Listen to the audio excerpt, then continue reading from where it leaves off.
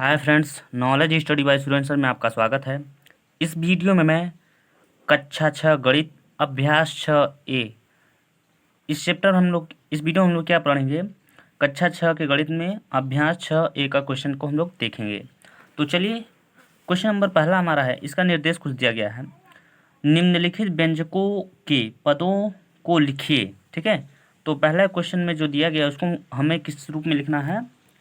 पदों के रूप में लिखना है। अब ये पद क्या होता है, पहले इसको हम लोग समझ लेते हैं।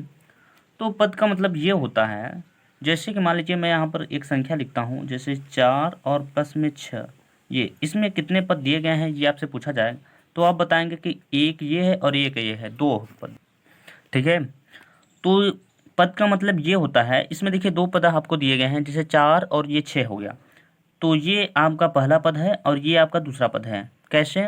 क्योंकि ये पहला पद के बाद एक चिन्ह लगाया गया है जो कि प्लस का है। ये चिन्ह यह दर्शाता है दोनों संख्याओं को अलग अलग कर देता है। ठीक है, जैसे कि आपको मैं एक और एग्जांपल बताऊं, जैसे कि मान लीजिए 9-4। ठीक है, तो देखिए 9 और 6 के बीच में एक बॉर्डर लाइन यानी कि माइनस का चिन्ह लगा हुआ है जो दोनों संख्याओं को अलग कर रहा है। तो अतः इसमें कितने पद हुए? तो ये कहेंगे आप लोग, ये पहला पद है और ये दूसरा पद है। तो उसी तरीके से यहाँ पे क्वेश्चन आपका पूछा है, निम्नलिखित व्यंजकों में पदों के रूप में लिखिए। ठीक है, तो इसके आप जब जब 5x + 6 को पद के रूप में लिखेंगे तो ये अलग करेंगे तो ये हो जाएगा क्या, 5x हो जाएगा और कामा लगा देंगे और क्या है, 6 है।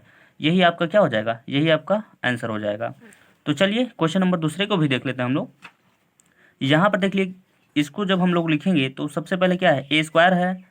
तो लिखेंगे क्या, a² कामा कामा के बाद क्या लिखेंगे, -3ab, यही तो लिखा है। ठीक है, उसके बाद कामा लिखेंगे, कामा के बाद क्या है, माइनस में 4 है। तो ये हो गया इसका। और तीसरा क्वेश्चन में क्या दिया गया है, तो इसमें भी दो पद होंगे क्योंकि ये पहला रहा और ये दूसरा रहा। तो पहले वाले को हम लोग लिखेंगे क्या, 4ax कामा कामा में क्या लिखेंगे, 6 लिखेंगे। ठीक है, उसी तरीके से हम क्या करेंगे, चौथे क्वेश्चन को हल करेंगे। तो चौथे क्वेश्चन को कैसे हल करेंगे, तो यहाँ पर लिखेंगे क्या, x² कामा माइनस में 3x कामा -7। ठीक है, ये हो गया। अब क्या करेंगे, क्वेश्चन नंबर 5वें को देख लेते हैं। तो इसका जब आप इसमें भी दो पद दिए गए हैं, एक पद यहाँ पर है और दूसरा पद यहाँ पर है। एक पहला वाला क्या है, 5a है और दूसरा वाला क्या है, -b है, यही तो है। ठीक है, इसमें दो पद दिए गए हैं। क्वेश्चन नंबर 6वें को देख लेते हैं। तो क्वेश्चन नंबर 6वें में क्या दिया गया, इसमें कोई सिंबल ही नहीं है, इसमें केवल एक ही मतलब एक साथ में ही लिखा गया है। तो इसको हम लोग लिखेंगे क्या, xy²।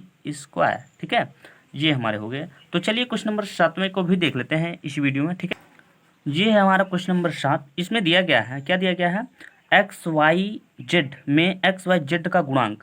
तो देखिए, गुणांक समझने से पहले आपको एग्जाम्पल के तौर पे मैं बताता हूँ। जैसे मान लीजिए यदि मैं यहाँ पर लिखूँ क्या, 4x। ठीक है, दिखाई नहीं दे रहा आप लोगों को, ठीक है, इधर देते हैं। जैसे कि यहाँ पे मैं लिखूँ 4x और यदि आपसे पूछा जाए x का गुणांक बताइए। गुणांक का मतलब ये हुआ, x के साथ कोई संख्या है जो गुणा के रूप में लगा हुआ है। तो आप लोग कहेंगे बिल्कुल 4 संख्या है जो x के साथ गुणा के रूप में लगा है। तो उसी तरीके से यहाँ पर XYZ में कोई संख्या दिखाई दे रहा है आपको, ठीक है, तो आप लोग कहेंगे बिल्कुल नहीं। जब कुछ संख्या नहीं दिखाई देता है तो क्या होता है, एक होता है।